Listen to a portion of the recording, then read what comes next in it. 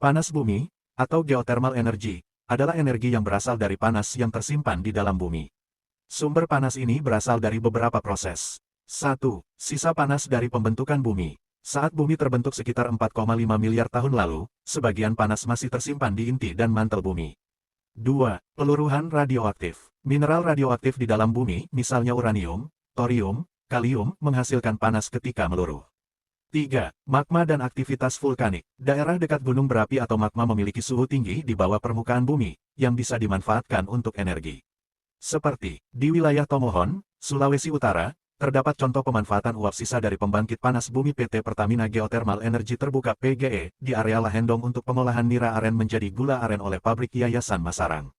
Proses air nira dipanaskan menggunakan uap panas bumi, saturated steam, hingga sekitar 107 derajat Celcius pada tekanan 1 kg per cm persegi sebelum diproses lebih lanjut menjadi gula kristal.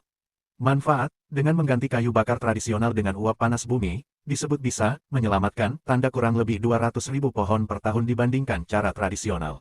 Waktu proses juga jauh lebih cepat dari tradisional, setengah hari bisa turun menjadi sekitar 4,2 jam per hari untuk proses pemanasan nira. Dengan singkatnya waktu produksi maka masyarakat mampu memenuhi permintaan pasar hingga ke luar negeri. Perusahaan yang terlibat, PT Pertamina Geothermal Energy Terbuka PGE, sebagai pengelola panas bumi di Lahendong. Yayasan Masarang atau pabrik gula aren Masarang, yang memanfaatkan uap sisa untuk pengolahan nira. Keuntungannya, efisiensi waktu pengolahan lebih tinggi, proses lebih cepat dibandingkan bahan bakar tradisional. Pengurangan penggunaan kayu bakar, potensi pengurangan deforestasi, kerusakan lingkungan. Peningkatan pendapatan petani UMKM karena proses yang lebih efisien dan hasil yang lebih baik. Pemanfaatan energi panas bumi yang bisa dianggap terbarukan dan lebih ramah lingkungan dibanding pembakaran langsung.